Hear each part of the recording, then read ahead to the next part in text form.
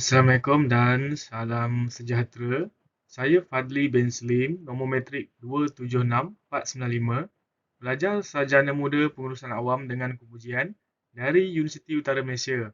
Bagi subjek Perlembagaan Malaysia, saya ingin mengulas tentang hala tuju dan masa depan demokrasi di Malaysia.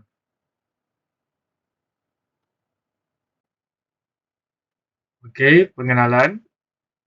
Demokrasi merupakan sebuah bentuk kerajaan yang mana aspek kuasa mengubah undang-undang serta struktur dalam sebuah kerajaan ditentu sendiri oleh rakyat. Demokrasi wujud dalam pelbagai bentuk. Demokrasi langsung misalnya melihat pada aspek penyertaan warga negara secara langsung dalam proses penggubalan sebuah undang-undang. Sebagai contoh, pengamalan demokrasi di Great Purba, segala aspek undang-undang ataupun akta yang diluluskan itu adalah ditetapkan sendiri oleh warga negaranya. Untuk teori ataupun konsep, konsep demokrasi ini merupakan istilah Yunani iaitu demokratia yang maksudnya demo orang serta kratia bermaksud pemerintah ataupun kekuasaan. Secara konsepnya juga, demokrasi adalah sebuah sistem yang mana seseorang pemimpin tersebut memperolehi kuasa berdasarkan pilihan rakyat sewaktu pilihan raya umum. Ideologi demokrasi adalah sistem politik yang juga menyediakan peluang konstitusional bertujuan menukar pegawai pemerintah serta mekanisme sosial yang mana mungkin sebilangan besar penduduk mempengaruhi keputusan besar melalui pemilihan antara pesaing bagi jawatan politik. Okey, untuk struktur, dimensi dan elemen. Kebanyakan daripada struktur demokrasi ini tidak hanya mementingkan aspek minoriti terhadap suatu kaum ataupun bangsa dalam kerakyatan negara semata, malah aspek luar negara melalui undian yang dijalankan dalam pilihan raya. Struktur dalam sistem demokrasi terhasil daripada sistem beraja, berperlembagaan serta berparlimen yang mana tidak sepenuhnya dikenal sebagai sebuah demokrasi liberal yang pernah dibahas oleh Fukuyama, namun ia lebih mirip daripada demokrasi separa ataupun demokrasi autoritarian. Untuk dimensi, dalam aspek dimensi demokrasi, indikator majoriti merupakan sebuah konsep agak sinonim dengan aspek demokrasi. Demokrasi ini juga lahirnya dari pemerintahan berasaskan daripada sokongan golongan rakyat secara majoriti. Justru, acap kali terdengar bahawa demokrasi ia merupakan sebuah kerajaan yang mana ditadbir oleh suara majoriti rakyat. Elemen, menurut pandangan daripada sains politik Amerika Larry Diamond, demokrasi terbahagi daripada 4 elemen utama iaitu sebuah sistem politik bagi tujuan memilih serta menggantikan kerajaan berdasarkan sebuah pilihan raya yang bebas serta adil.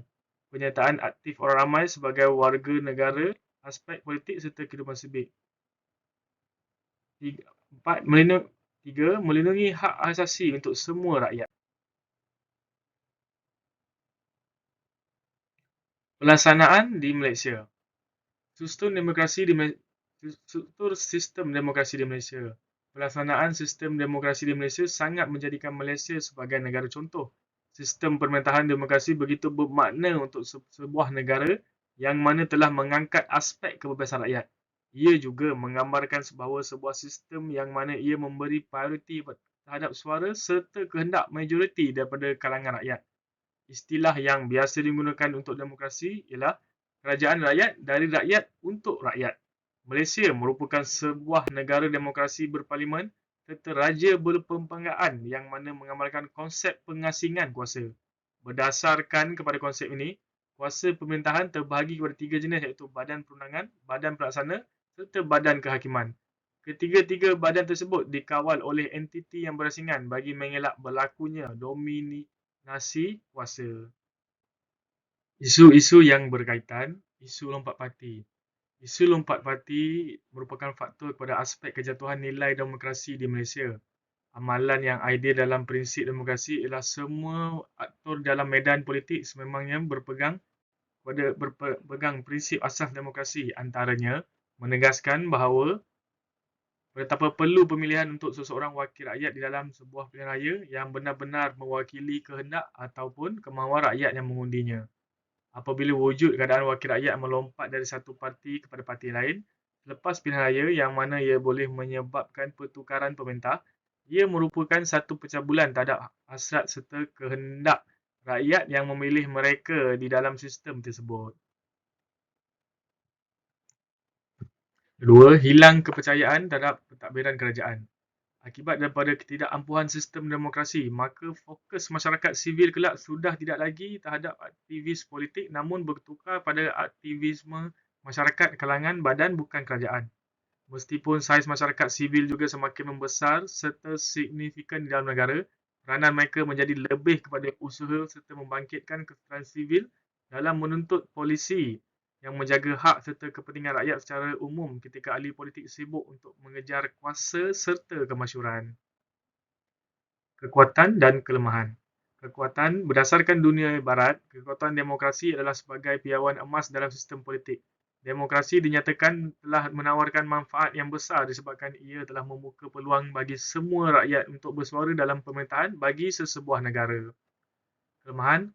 Kelemahan dalam sistem demokrasi ini sebenarnya banyak berpunca disebabkan dua aliran yang berpandangan berbeza terhadap demokrasi dan juga mengandaikan bahawa sesuatu yang mustahil itu diletakkan dalam sistem pemerintahan berdasarkan ideologi demokrasi yang tulen. Namun, ada juga yang bersetuju bahawa amalan demokrasi mampu untuk dicapai daripada kritikan serta memberi kuasa terhadap golongan tertentu, maka kebebasan perlu untuk dikawal oleh pihak berkuasa. Dan dari segi analisis, demokrasi prihatin dan peka terhadap kepentingan rakyat.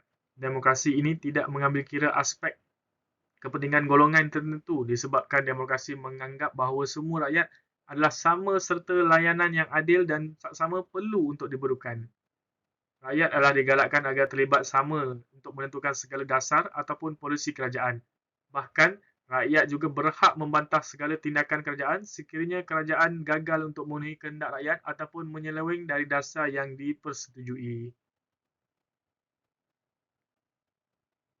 Cadangan penambahbaikan.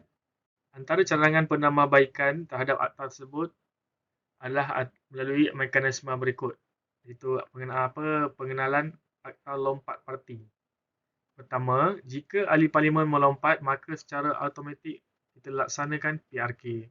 Kedua, YB yang telah melompat parti tidak boleh bertanding dalam PRK tersebut. Ketiga, dikenakan denda iaitu sejumlah dana yang dibenarkan ketika pilihan raya umum sebanyak RM200,000 dan perlu dipulangkan semula pada parti yang berkenaan. Kesimpulannya, sistem pemerintahan secara demokrasi yang dijalankan di dalam sebuah negara begitu bermakna dalam usaha menjamin hak kebebasan rakyat.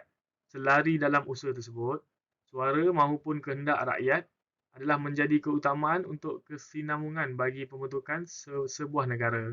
Maka, Malaysia secara umumnya adalah sebuah negara yang diperintah dalam sistem demokrasi berparlimen.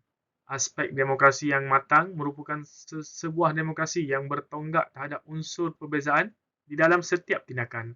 Aspek perbezaan ini merupakan satu komponen yang signifikan dalam kesinambungan politik serta pentadbiran negara ke arah kehidupan yang sejahtera.